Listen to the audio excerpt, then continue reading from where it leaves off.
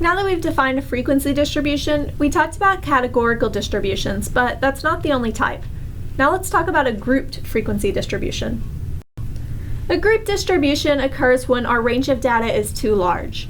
When we're rolling a dice, we can have 6 classes, 1 through 6, but what if we're talking about something that has a range of 100 or even more? We don't want to have a single class for every data point, so instead we're going to group our classes into something that's more than 1 unit in width. In order to do this, we're going to first have to define a few definitions to get us started, and then we'll talk about how to construct these, and then we'll do some examples showing you how to do this. The first thing we need to define is called the class limits. There's going to be an upper and a lower class limit. The class limits are the smallest and largest values that can be in the class. So the lower class limit is going to be the smallest value that can be included in the class, and the upper limit is going to be the largest value that can be included in the class. It's important to note that these cannot overlap, and we'll discuss that a little bit more later, but I don't want a class limit going from 1 to 10 and the next one going from 10 to 20, because where would 10 go? We want to make sure that is very unambiguous. The next thing we need to look at is the class boundaries. Class boundaries separate classes so there's no gap between them, and these gaps are due to the limits. Like I said before, if we don't want class limits to be from 1 to 10 and then 10 to 20. Instead, we want 1 to 10 and then 11 to 20. So the class boundaries are going to deal with that gap between 10 and 11. And class boundaries are always going to end in a 5, and it's going to be one more decimal place than the original data. My last example, I gave the example of 1 to 10 and 11 to 20, so the class boundary would be 10.5. All of my data there didn't have any decimals, so we need this to end in a 5 with 1 decimal. However, if all of my data goes out to 1 decimal, then my class boundaries will have 2 decimals, the last number being a 5. Our last definition we'll deal with for now is class width. A class width is found by subtracting the lower limit of one of our classes from the lower limit of the next class. So mistakenly, people find it by subtracting the upper and lower limits a lot, but that's not how it's found. We actually do the lower limit of one class and the lower limit of the next class. And this essentially tells us how big our classes are. So now that we have our definitions, let's do some general guidelines, and then we'll talk about how to construct these. Our first guideline is that we want between 5 and 20 classes. We don't want too many classes that the data just gets a little out of hand, but we also don't want so few that we lose a lot of the information. So the guideline is usually between 5 and 20 classes. The next guideline is that it's preferable to have an odd class width. It's not actually required for the class width to be an odd number, but it is preferable, and we'll see why in a little bit when we do our example and we find what's called the midpoint. Next, we need the classes to be mutually exclusive. So this means that every data point can fall into at most 1. Like I said before, we don't want to have classes that go from 1 to 10 and the next one go from 10 to 20, because which one is 10 actually belong in?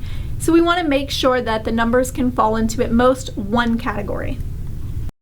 Next, we need to make sure our classes are continuous. Essentially what this means is we don't want any big gaps.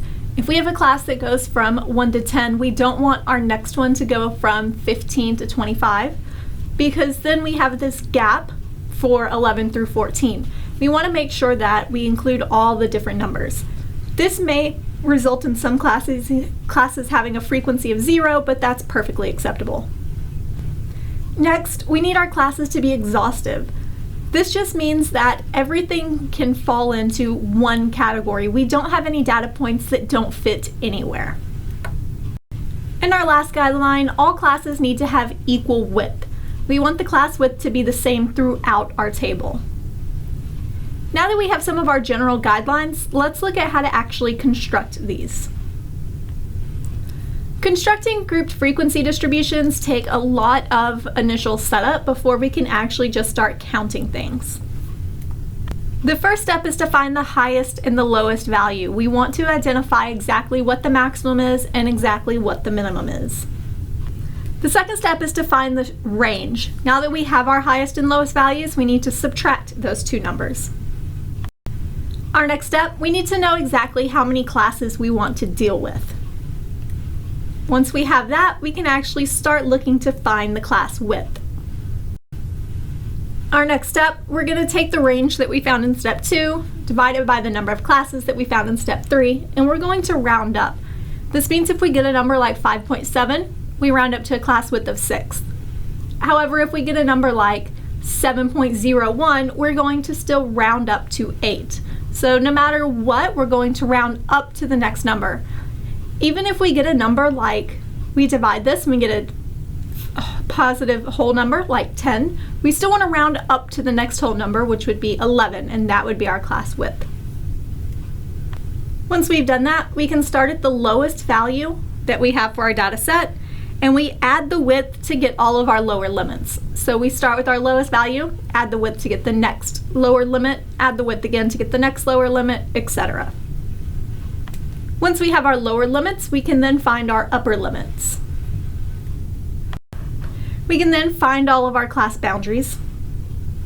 And then our final step is to find the frequencies. Now that we've walked through the actual steps for constructing this, let's actually try to do one.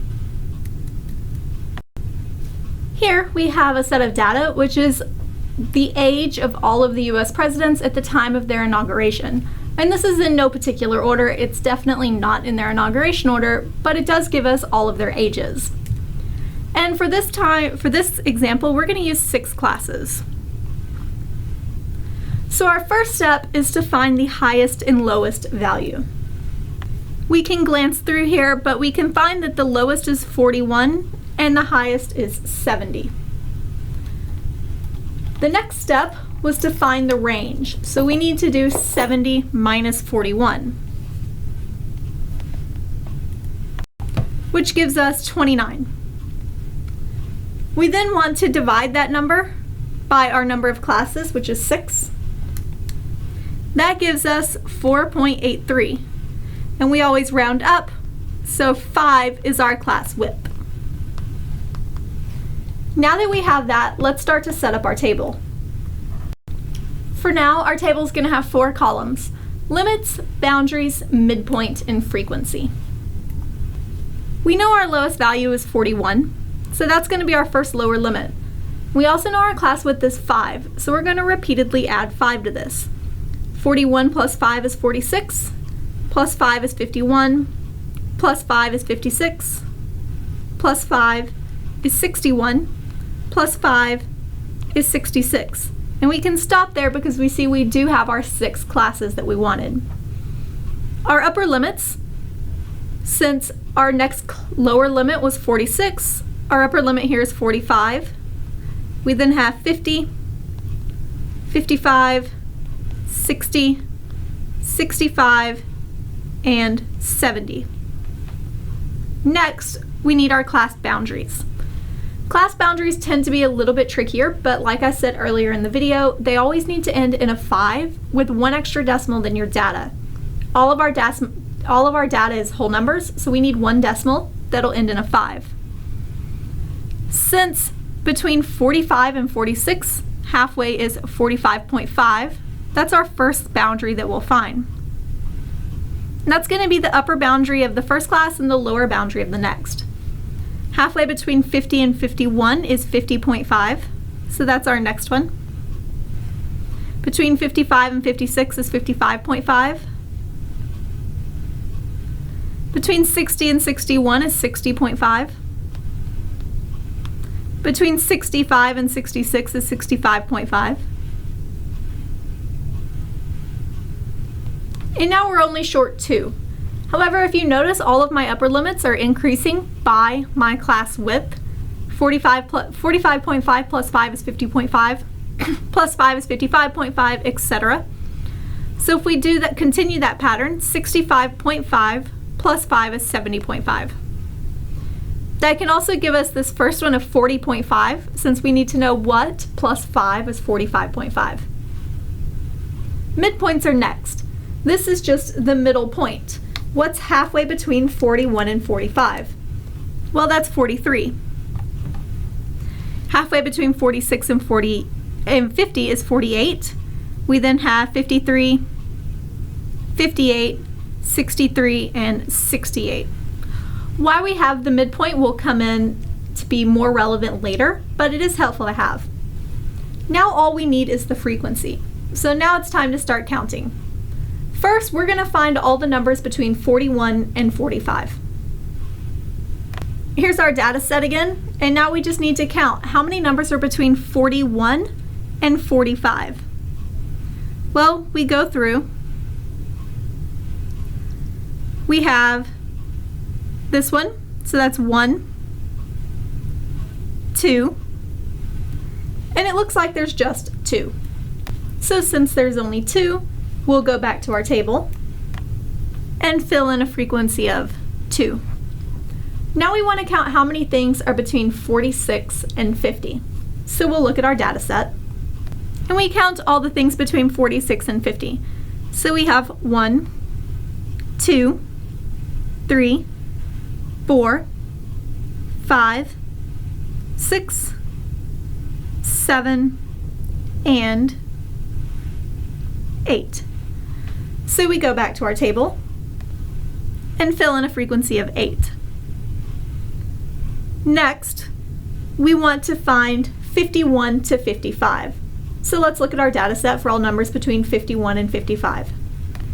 Counting these, we have 1, 2, 3, 4, 5, 6, 7, 8, 9, 10,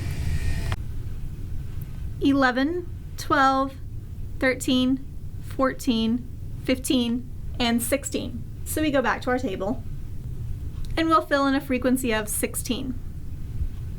Next, we're going to look at 56 to 50. Counting all the numbers between 56 and 60, we have 1, 2, 3, 4, 5, 6, 7, 8, and 9. So we'll go back to our table and fill in a frequency of 9. Now we'll do 61 to 65. Counting these, we have 1, 2, 3, 4, 5, 6, 7. So we fill in a frequency of 7. Now we're almost done. We just have the very last case, 66 to 70. We've been crossing these out to make sure we don't miss anything or double count, so now it becomes really easy. We can see that there's only 3 numbers that haven't been crossed out, so our last frequency is 3. So we fill in a frequency of 3, and now we have our frequency table.